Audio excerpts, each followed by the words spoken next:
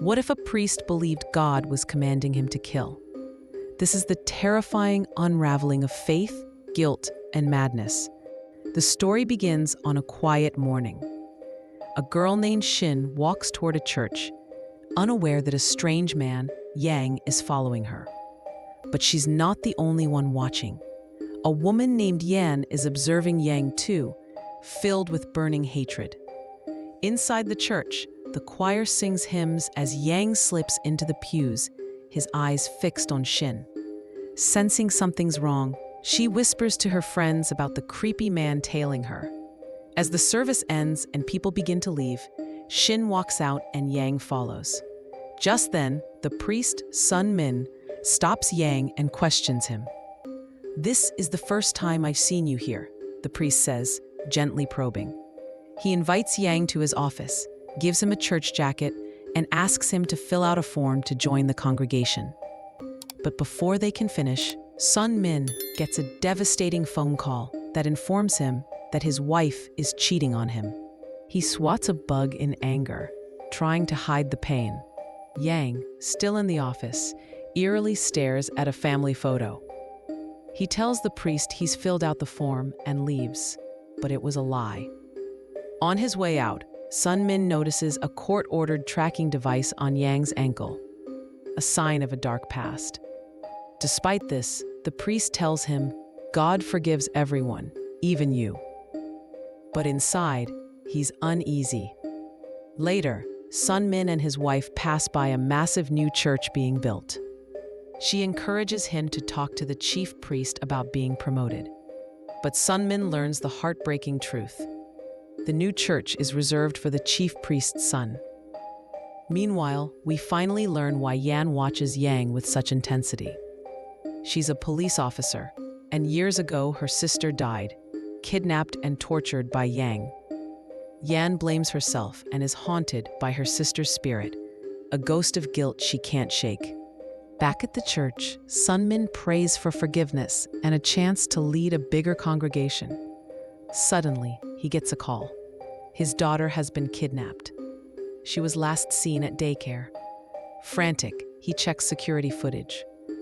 A photo of Yang appears, soaked by leaking church water, morphing into a demonic face. Sun Min takes it as a sign from God. He races to Yang's house and sees him digging in the rain. Thinking the worst, he calls the police. I think Yang kidnapped my daughter. He follows Yang into the mountains. Yang realizes he's being tailed and confronts him. In the chaos, a fight breaks out. Sun Min pushes Yang, who tumbles down a hill. Dead. Just then, the priest's phone rings. His daughter is safe. A friend had taken her. Sun Min is shattered. He's killed a man under a divine delusion. But then lightning strikes. In its flash, he sees what he believes is the shadow of God. Was it divine justice? He takes Yang's church jacket and throws it into the water. Yan, now back at work, is handed her first case. Find Yang, who's gone missing. Also missing is Shin, the girl from the church. Things spiral fast. Yang's ankle tracker is broken, making him untraceable. Investigating Yang's home, they find a massive mural of a demon's eye. It's pulling in souls like a vortex. Back at church, Sun Min begs God to keep his secrets buried. Just then, the police arrive. He half lies, half tells the truth, admitting suspicion about Yang, but hiding the fight in the mountains. Yan notices soil on the priest's shoes. It matches the hills. She starts to connect the dots. Elsewhere, the chief priest, disgraced by his own son's scandal, decides to hand the massive new church over to Sun Min. The priest sees this as confirmation. Killing Yang was God's will. At the station, a psychiatrist reveals Yang's mental illness. He had been improving, but darkness returned. Yan is furious. This doctor also helped Yang avoid punishment for her sister's death. Though technically, Yang didn't kill her. He tortured her, and she took her own life. The lines between justice and madness blur. Shin's mother asks Sun Min to pray for her daughter. Then the police discover Yang's van. The priest begins asking suspicious questions at the scene, drawing more attention. He later tells his wife everything, even her affair. They confess and try to start fresh. Then, at a hospital, they learn a man injured in the hills was admitted. It's Yang, barely alive.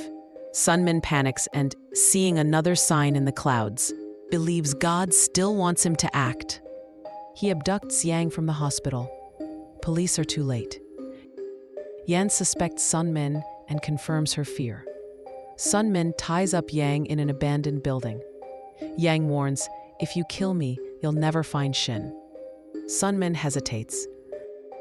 Then, convinced again by a message from God, begins beating Yang for answers. Meanwhile, Yan traces clues to Mulberry Farm and finds Yang just in time. As she tries to get answers, Sunmin attacks her. She pleads with him. Shin may still be alive. But he insists God told him she's dead. And now he thinks Yan is possessed too. A final struggle breaks out. Yang and Yan overpower the priest. But as Yang tries to escape in his wheelchair, it rolls backward. Before falling, he tells Yan, "The one-eyed monster ate Shin." Later, the police arrest Sunmin. He says, "God commanded me," but then Shin is found alive. A psychiatrist explains, the priest had a disorder. He saw meaning in meaningless things. Signs from God? No, just his mind turning on him. Yan finally faces her own demons. The ghost of her sister? Not real, just her guilt. She lets go. The movie ends with a powerful message. True faith does not justify violence, and not all visions are revelations. And that's where the story ends. If you like this video, don't forget to hit the like button and subscribe.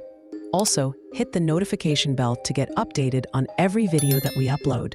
Thank you, and have a great day.